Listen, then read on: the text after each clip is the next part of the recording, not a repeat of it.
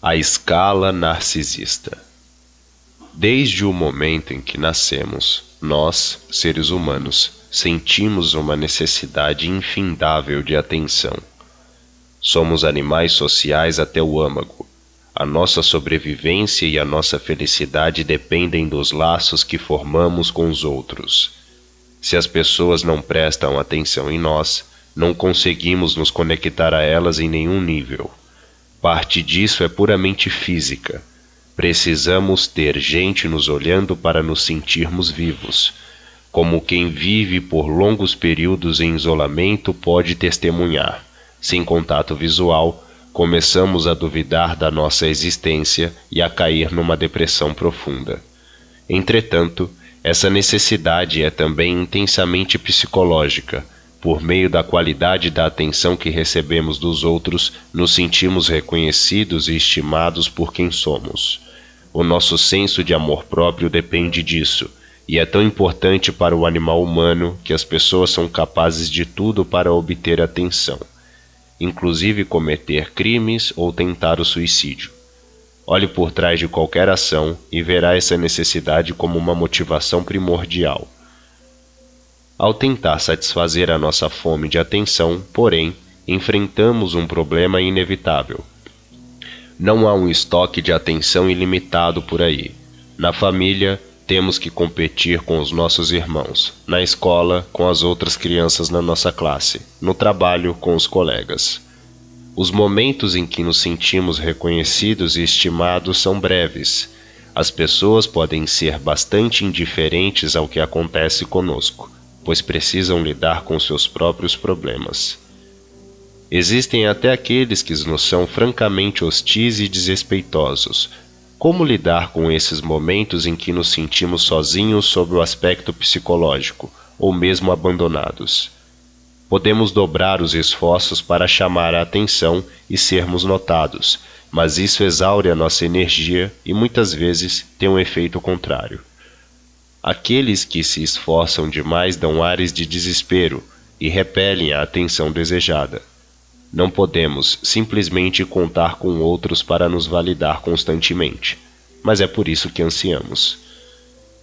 Enfrentando esse dilema a partir da primeira infância, a maioria de nós adota uma solução que funciona muito bem. Criamos uma identidade, uma imagem de nós mesmos que nos conforta e nos faz sentir validados por dentro. Essa identidade é composta de nossos gostos, opiniões, o modo como vemos o mundo e o que valorizamos. Ao construir essa autoimagem, tendemos a enfatizar as nossas qualidades positivas e a justificar os nossos defeitos. Não podemos ir muito longe nisso, pois, se a nossa autoimagem for distante demais da realidade, as outras pessoas nos mostrarão a discrepância, e passaremos a duvidar de nós mesmos. No entanto, se o fizermos da maneira adequada, poderemos ter ao fim uma identidade que seremos capazes de amar e acalentar. A nossa energia se voltará para dentro. Nós nos tornaremos o centro da nossa atenção. Quando vivenciamos esses momentos inevitáveis em que nos vemos sozinhos ou pouco apreciados, poderemos nos retrair para essa entidade e confortar a nós mesmos. Ao vivermos momentos de dúvida e depressão, o nosso amor próprio nos erguerá, nos fará sentir dignos e até superiores aos outros. Essa autoimagem funciona como um termostato, nos ajudando a regular as nossas dúvidas e inseguranças. Não dependemos mais dos outros completamente para obter atenção e reconhecimento. Temos autoestima. Essa ideia talvez pareça estranha. Em geral, consideramos essa autoimagem como algo absolutamente natural, como o ar que respiramos. Ela funciona sobre majoritariamente uma base inconsciente. Não sentimos ou vemos o termostato em operação. A melhor maneira de literalmente visualizar essa dinâmica é observar aqueles que não têm um senso coerente de identidade, aos quais chamaremos de narcisistas profundos. O momento essencial no desenvolvimento da construção de uma identidade que protegemos e amamos ocorre entre os 2 e 5 anos de idade.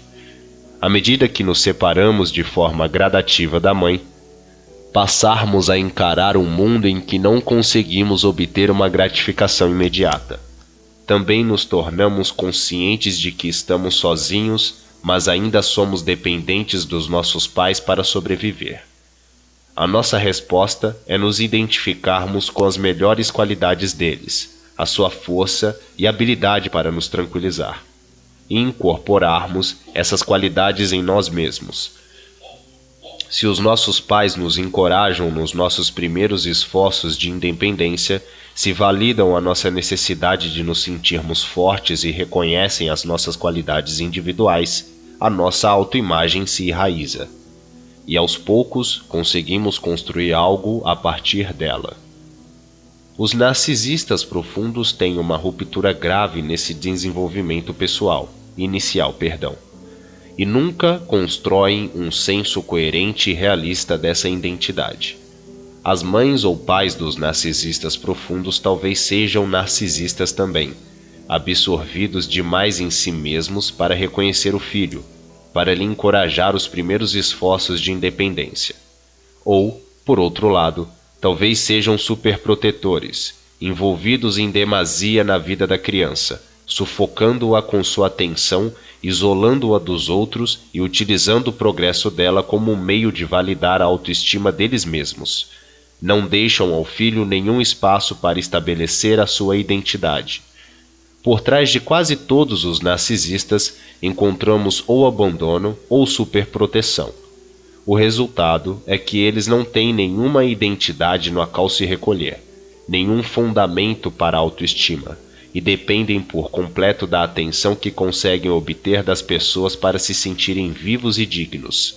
Na infância, se esses narcisistas forem extrovertidos, funcionam razoavelmente bem e até prosperam.